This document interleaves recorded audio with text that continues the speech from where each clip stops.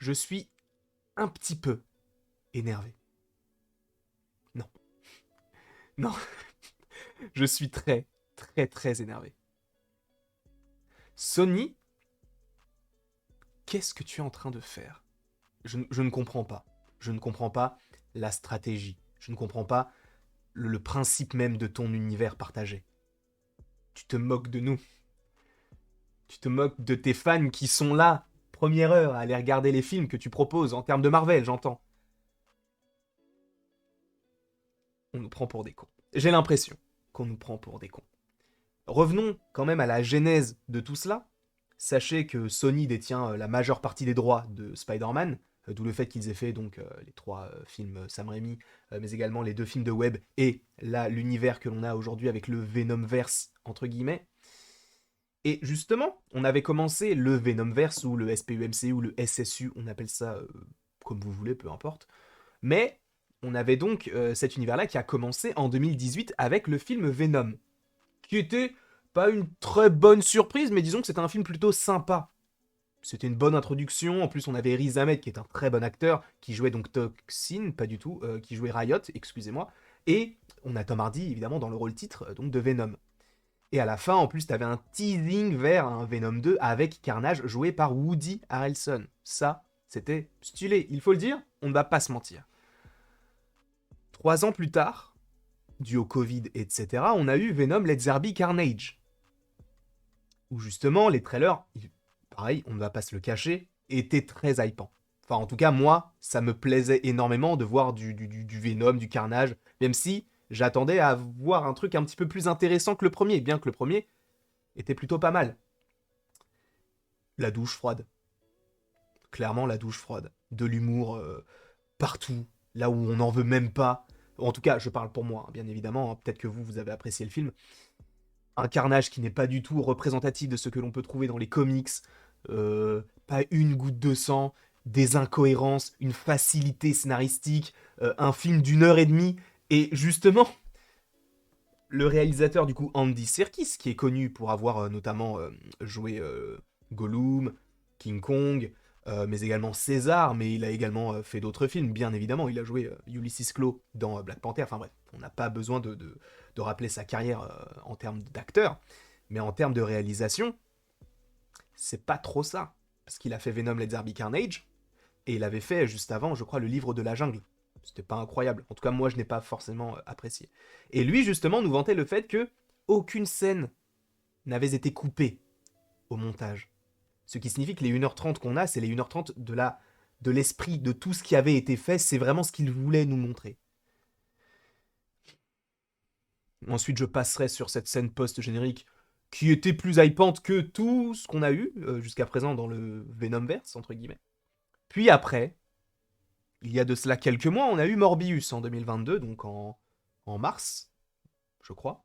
Oui, le 30 mars, si je ne dis pas de bêtises. Mais donc on a eu Morbius, qui est dans les comics un ennemi du personnage de Spider-Man. Là, ils en ont fait un anti-héros. Tu vas me dire, ce n'est pas très grave, ils peuvent changer. Je suis tout à fait d'accord avec toi.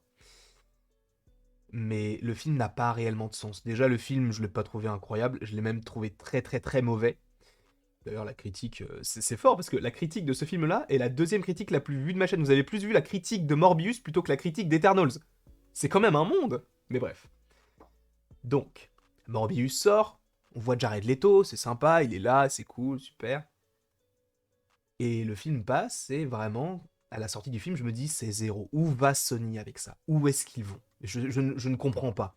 La scène post-générique, on en a déjà parlé et reparlé, mais ça n'a aucun sens avec le vautour, aucun sens avec le multivers de Noéon, bref, il n'y a rien qui va. Tous les trucs du trailer, rien n'était dans le film. Et là, j'avais un petit peu plus d'espoir. J'avais un petit peu plus d'espoir parce que justement, on savait, de par les dernières rumeurs, les dernières informations des gros médias comme Variety ou The Hollywood Reporter, où justement on parlait d'un film Craven qui est en train d'être tourné actuellement. D'ailleurs, on a quelques petites photos qui sont sorties par rapport à Aaron Taylor Johnson qui reprend donc le rôle de Craven, plutôt qu'il prend le rôle de Craven, sachant qu'il avait déjà joué dans le MCU le personnage de Quicksilver. Donc jusque-là, y a rien d'anormal non plus. Et justement, je m'étais dit, pourquoi pas, tu vois. Sauf que par rapport à ce qu'on a là, déjà les premières rumeurs et tout, on n'a pas l'impression que ça va être un méchant, sachant que Kraven, c'est un méchant. Et là où certains se demandaient, mais comment est-ce qu'on peut avoir un film Venom sans Spider-Man? Là, je me demande comment on va avoir un film Kraven sans Spider-Man. Alors après, évidemment, il y a peut-être un Spider-Man qui sera dans ce film-là, on n'en sait rien du tout pour l'instant, mais je n'ai pas l'impression. Je n'en ai pas l'impression. Et justement, c'est encore un méchant qui va être tourné au anti-héros ou au héros. Sauf que Kraven, c'est pas un héros. C'est un méchant. Je ne veux pas un film sur un méchant qui devient gentil, comme c'est le cas pour Morbius, qui n'est pas méchant en soi, mais qui est... Tu vois, il fait peur un peu. Et il sait pas se contrôler, donc on a quand même un petit peu peur qu'on est à côté de lui, quand on sait ce qu'il peut faire. La Kraven, vraiment, je me pose beaucoup de questions. Après, normalement, donc Kraven sort en janvier 2023, donc a priori, je pense qu'on pourrait avoir un trailer d'ici, je sais pas, l'été, ou enfin, je sais même pas s'ils ont terminé le tournage, maintenant ils sont en plein tournage, donc bref, normalement, c'est censé sortir en janvier 2023, donc jusque-là, il n'y a pas de souci. Et on a aussi un film qui s'appelle donc Madame Web, avec Sydney Sweeney, avec Dakota Johnson, je ne dis pas de bêtises, mais bref, on a ce film-là qui devrait arriver donc en juin ou juillet, je crois que c'est juin 2023. Jusque-là, tout va bien. Encore une fois, on se dit, ils font du Kraven, ils font du Madame Web, ils sont en train vraiment de proposer plusieurs petits persos pour, à un moment donné, tout regrouper. Jusque-là, oui, on est d'accord là-dessus. Ça ne m'énerve pas, parce que je me dis, bon, Morbius, je n'ai pas aimé, je m'attends un petit peu plus à Kraven, mais en même temps, je m'attends plus à rien du tout, vu que j'ai été quasiment tout le temps déçu à chaque fois que j'ai vu un film du Venomverse.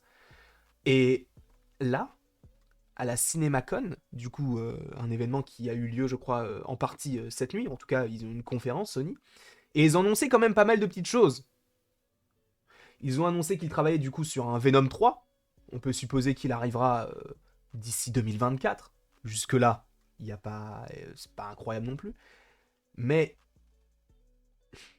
ils vont faire un film sur un personnage du nom de El Muerte.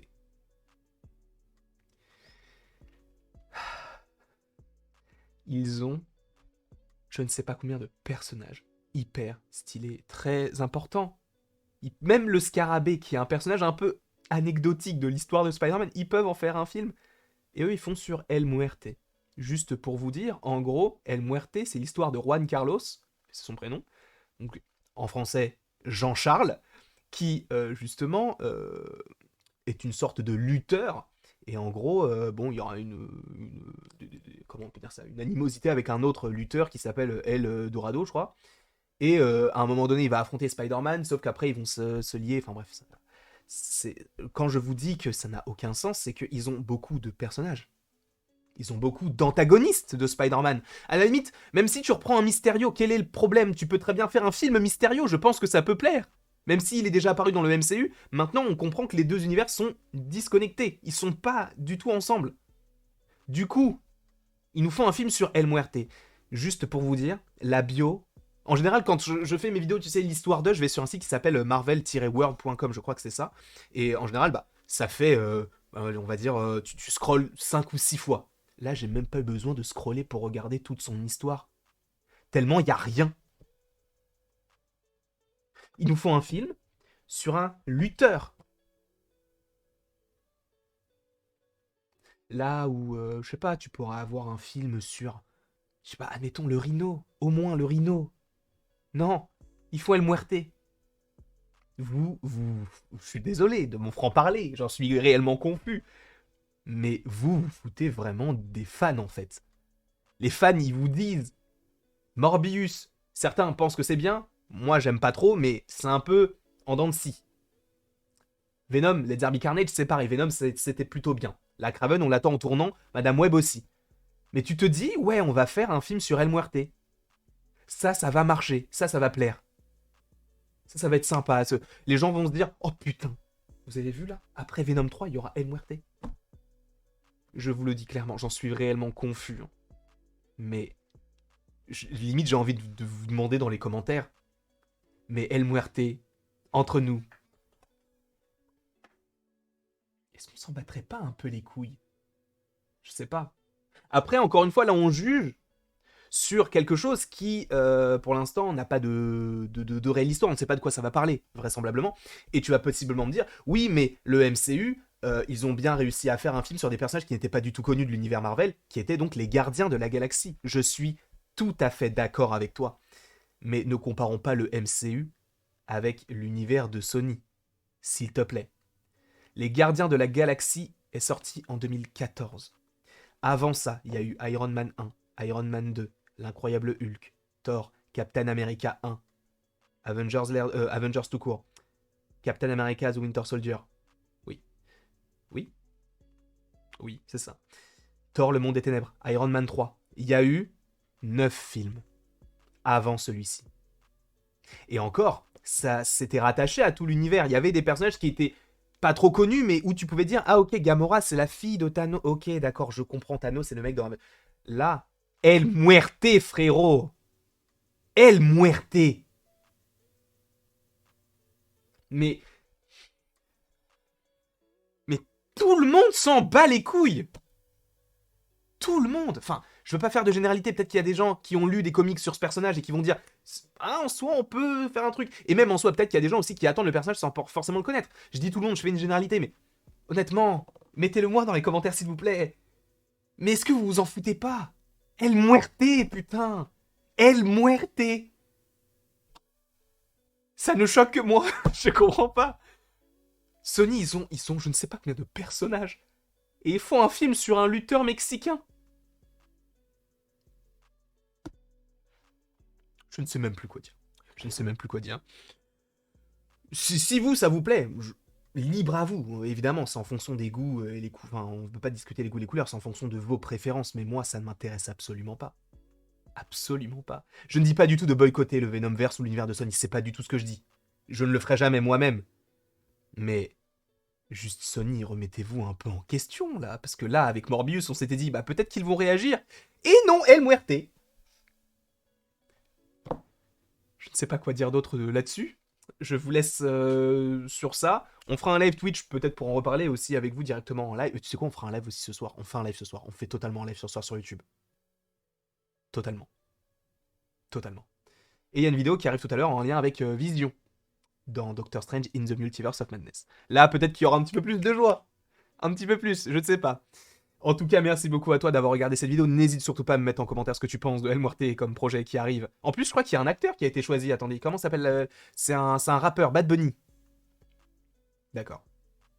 Je ne connais pas, mais peut-être qu'il c'est un bon rappeur, j'en sais rien du tout. Mais bref, en tout cas, c'est lui qui a été choisi pour jouer le personnage. Il ne me reste du coup plus qu'à vous dire d'aimer, de partager, de commenter et de vous abonner si cela vous fait plaisir. Et après toute cette longue vidéo, il ne me reste plus qu'à vous dire à la prochaine. Pour la prochaine.